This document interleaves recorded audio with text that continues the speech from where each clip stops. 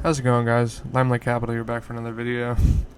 So, funny story, I actually just recorded this video and realized that I did not have the microphone plugged in, so I recorded a whole silent video. So this is take two of part two. We're back here with this post by Criand, who is the GOAT.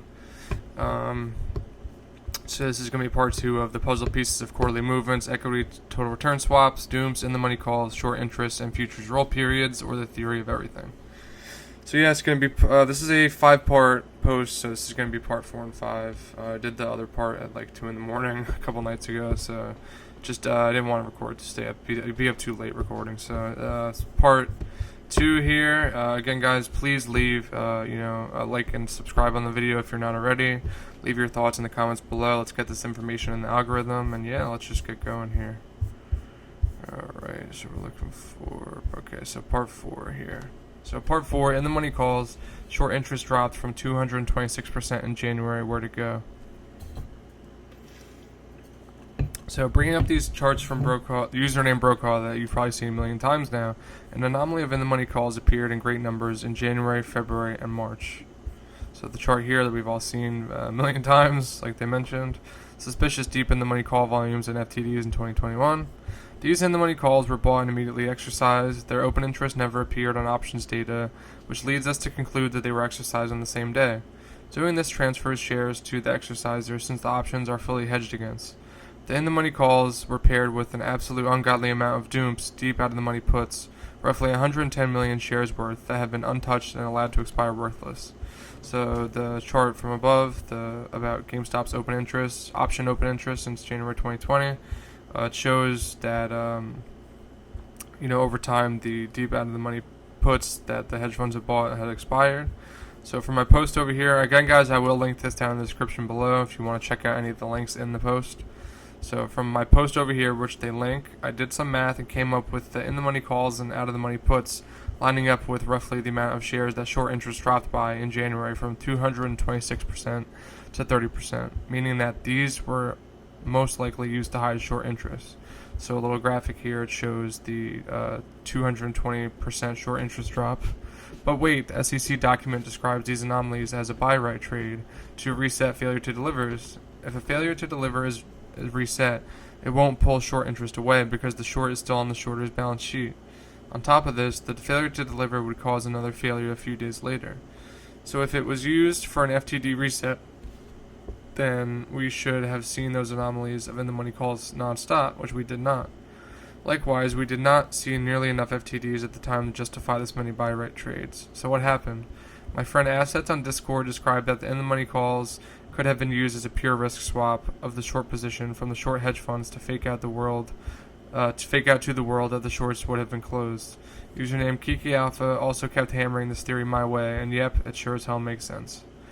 What happens is that Citadel or any other counterparty pulls the short position from the short hedge fund's books by giving them synthetics to cover with through the in-the-money calls, and then they enter into an equity total return swap to reposition their portfolio so they are still effectively short the stock. Reposition?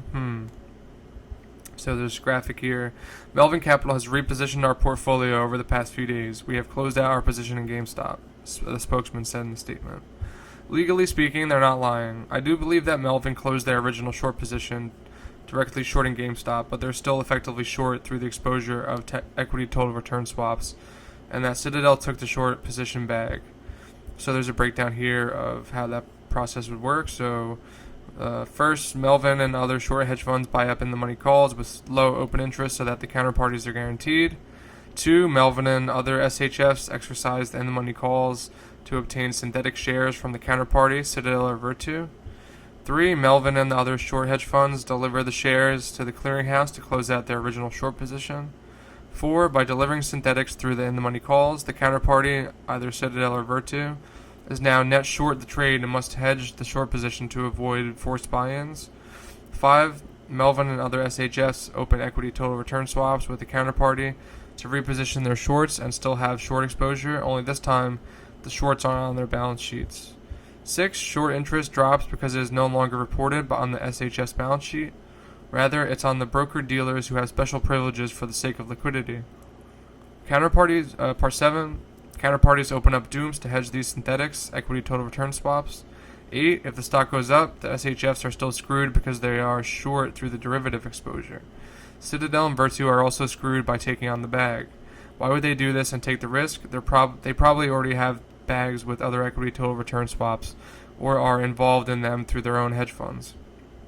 And thus, it is a fake out that the squeeze is over. Sure, they covered with synthetics, but they went straight back into the short position through derivative exposure, and the entire short position is even bigger than before because they doubled down.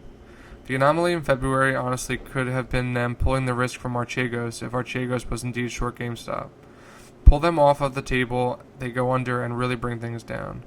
And we can be pretty damn sure of this whole risk swapping bullshit because of, so there's some bullet points here which explain,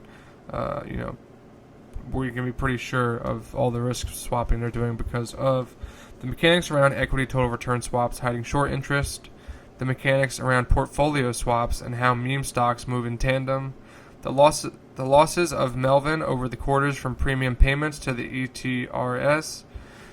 Seriously, how do you lose 54% in January, get 22% gains in February, and then go back to 54% losses in this bull market?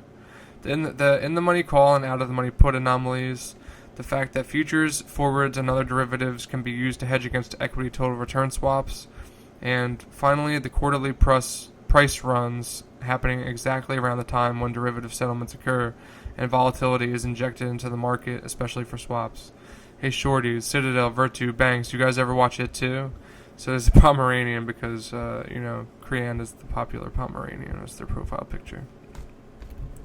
So final part here, part 5, out of the money puts, dooms, hedged, the swaps, shorts, each cycle is more explosive. So to leave you, I have a theory for the out of the money puts that were open in January, the nearly 1.1 million open interest worth or 110 million shares worth. This can be even more tit-jacking for you guys.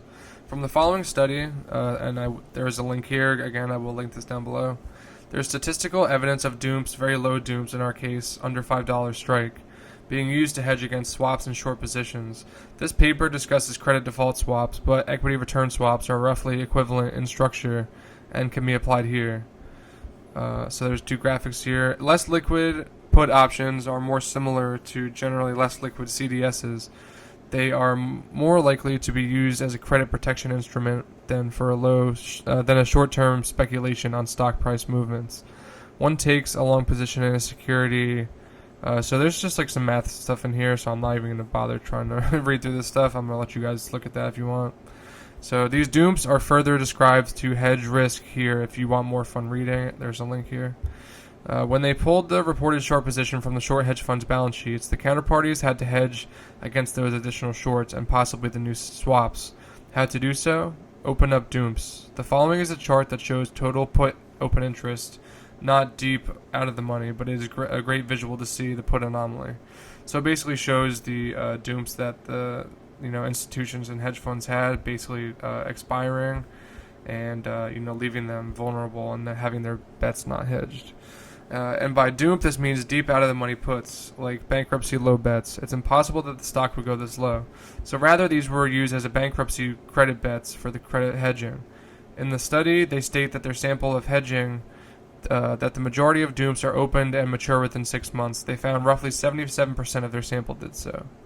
So there's a graphic here. It says, but the most common doom option matures in less than 6 months, 77% of our sample. It would be curious if the 77% of dooms open in January expired as of July 16th, right? Username Kiki Alpha did some quick maths regarding this because he's my goddamn quant, also my original source of the swap DD that I stole from.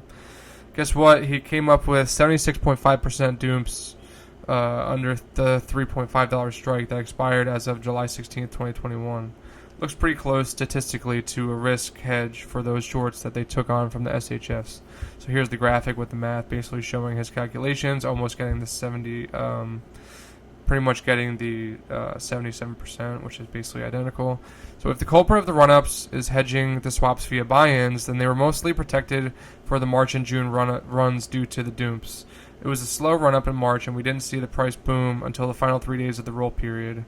There were about 1.2 million open 1.2 million out of the money puts, all strikes during this time. Lots of hedging protection for the run up. But then June comes around, and it was much more violent.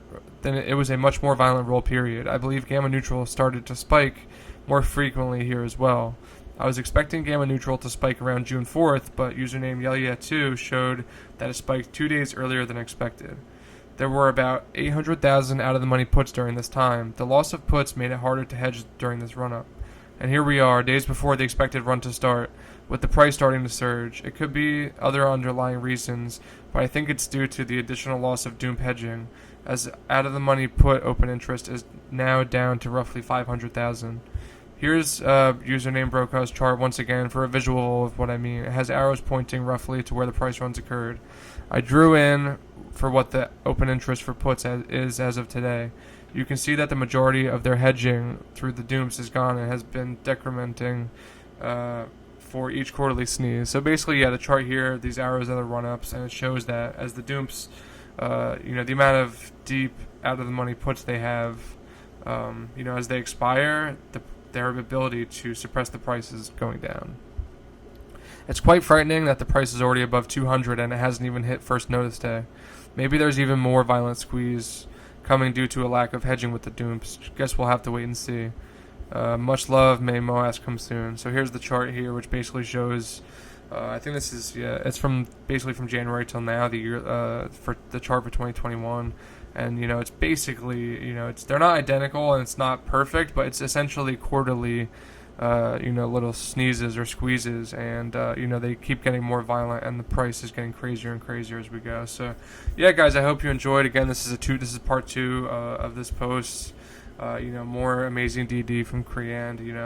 Their theories and the work that they do and collaborate with other people in the community is amazing, and I just want to get this information out to everyone because, at the end of the day, there is evidence that our current financial markets, our stock market, our financial institutions are corrupt. They're basically siphoning and stealing money from the lower and middle class, and it's criminal and it needs to end, guys. So all we can do is laugh, and it's something you can't take too seriously or it'll drive you crazy.